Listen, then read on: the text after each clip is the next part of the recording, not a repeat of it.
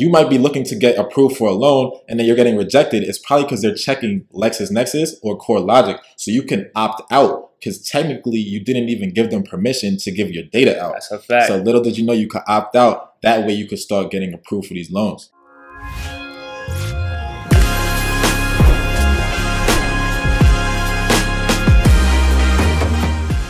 What's up, everybody? Welcome to episode 20 of Rookie Mondays. Today we'll be discussing some fire credit building hacks that you probably never heard before, but you need to hear because, we're in a credit crisis right now. Like, America just hit an all-time high of $930 billion with a B in credit debt. So this information is essential right now. What you think about that, Noel? Absolutely, because you don't want to be on Google typing in things like this right now. That's just not the way, because you need to know what's happening with your credit because it's a very important part of life. So make sure you watch the whole video because we're about to go into crazy detail. Yeah, we got some fire for you. But honestly, I'm going to start with the simple things because we covered a lot last week. So let's start really simple, real quick. Got you. So the first thing you want to take into consideration with credit is your actual debt that you owe at the end of the month, because this makes up 35% of your FICO score. So whatever credit card you use at the end of the month, make sure you pay it off in full and on time, because 35% is a large amount when it comes to FICO. Yeah, it's the biggest one, bro. And then the second biggest amount is 30%, which is your credit utilization ratio. And we said we want to keep that between 1 and 10%. We said that last week. Now, some people say, like, I have a small credit card limit. So 1 to 10% of a small limit is a little bit of money to spend for the whole month, right?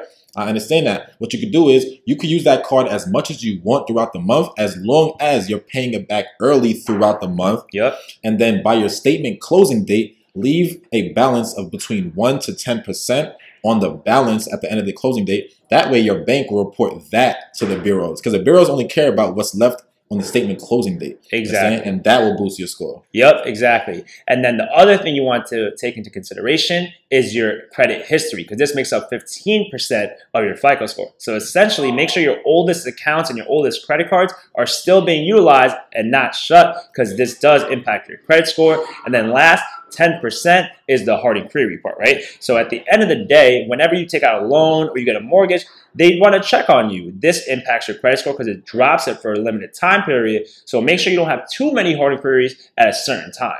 All right, so we got the simple stuff out the way. Yep. Let's get into the heat, my boys. So let's get it. I'm hyped for this. Start with the first one. All right, so the first thing you could do to improve your credit score is actually use the fact that you pay rent on time.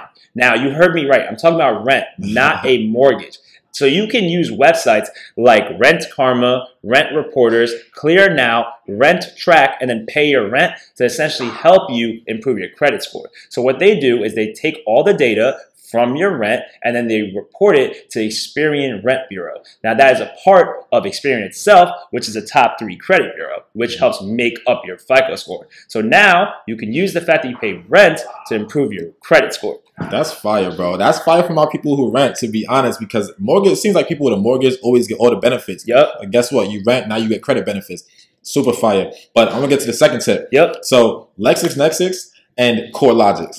Now, you might not know what that is. So listen, we always talk about the top 3 bureaus like TransUnion, Equifax, Experian, but check secondary bureaus like LexisNexis and CoreLogic, which are companies that aggregate and sell consumer data to businesses and individuals, which then use that info to see if you approve for loans and renew loans. Yep. All right. So I understand that you might be looking to get approved for a loan and then you're getting rejected. It's probably because they're checking LexisNexis or CoreLogic. So you can opt out because technically you didn't even give them permission to give your data out. That's a fact. So little did you know you could opt out. That way you could start getting approved for these loans. Exactly. Because remember, no one wants the information out in the public. And this is a great way to get your information out. So make sure you're using this tip. Now let's get into the third one. Loans. So I know it's going to sound weird. We're not telling you to go take out a loan, but if you do, make sure it is a secured loan. So we all know personal loans, right? I'm talking like credit card loans or actual home loans. Stuff like that is called a unsecured loan. But a secured loan is essentially the same process, but you're putting something called a collateral up. So let's just say Rel was a bank. I said, yo, can I get $10,000? And in exchange for that, I'm going to basically give you my watch, which is worth $10,000 or $5,000. So now, just in case I don't pay back my loan in time, he has my watch, right? Now, the benefit of a secured loan versus an unsecured loan is that you can actually get approved very easily because it's safe for them to say, yeah, we'll give you the money, we have a collateral. So you could definitely use that if you don't have good credit or you have a tight budget.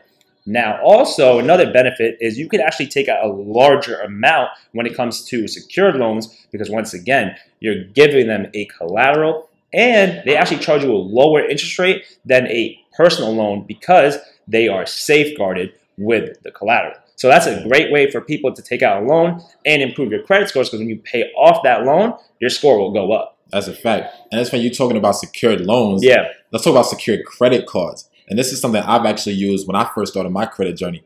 But let's understand what a secured credit card is. It's when you're putting your own money up front in exchange for a credit card, pretty much. So, for example, if I wanted a credit card with a limit of $1,000, which is actually what I did when I first started, I actually gave Discover credit card, I gave them $1,000 in exchange for a card with a limit of $1,000. Don't worry, you're like, damn, I got to pay $1,000 for a credit card. It's okay. You're going to get that money back. It's a security deposit, just like when you apply for rent or something like that.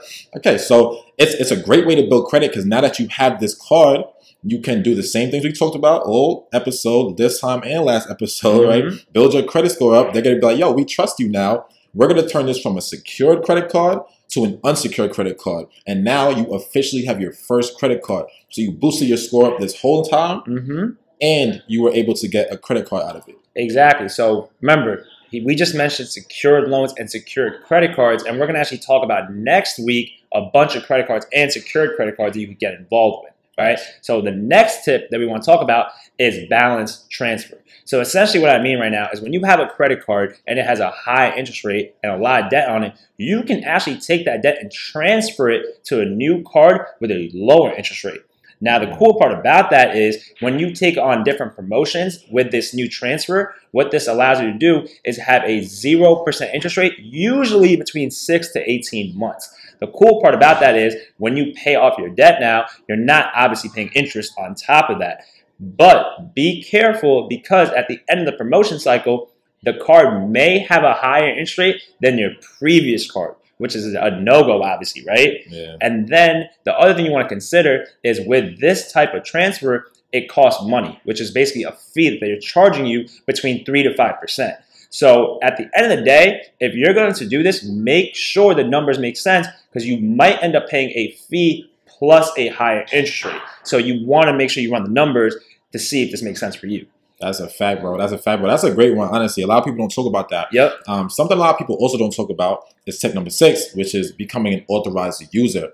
So let's say you know somebody with a fire credit card. They treated it right using all the tips we talked about. You could actually benefit from their credit history by becoming an authorized user. So what that means is let's say Newski had a fire credit card that he was using perfectly well. He's had it for, let's say, 10 years. I'm going to ask him to be authorized user. That means that now I get all his history. It looks like I had 10 years of a fire credit card, which is amazing. And thing is, he has the option to give me access to the card. So I might get my own personal card that has the same limit that he had. But if I'm making transactions with that card, low-key, Newski's legally responsible for it. So I know that scares a lot of people like, dang, nobody's going to let me be an authorized user. Let them know that they don't even have to give you access to the money. You have the option to just strictly benefit from the history without even having access to the money. And the cool part about this is, notice how we're saying history, right? Because remember, this does make up a large amount of your FICO score, which is why it's such a key benefit. Exactly. And this is why it's perfect, especially for those with kids or even younger siblings, whatever it might be. Because a lot of times, let's say they're trying to go to college, you got to get co-signed on a loan for your parent because you don't have a valid credit history. Now, if you let somebody pretty much borrow your history, then guess what? Now you don't even have to co-sign on a loan. They could get their own loan and everything. So it's great for kids because there's no age limit on that. That's a fact. So that is the last tip we want to give you guys on how to improve your credit score. So we just went through a bunch of different information for you guys and a bunch of different heat. So make sure you guys are please liking, commenting, and subscribing to the channel. Plus, you're hitting that little notification bell because we drop 2 videos a week. And you don't want to miss them. But there is one more thing we want to cover, so I'm going to let you tackle it. Nah, definitely. I wanted to say this because, we talk about credit building so much. So a lot of people are like, yo, I don't even know what my credit score is. So I understand that. Like we said, one way you could check is Credit Karma. But I think it's important that we say Credit Karma, they don't use FICO score to give you your score. They actually tell you your Vantage score, which is another type of scoring model.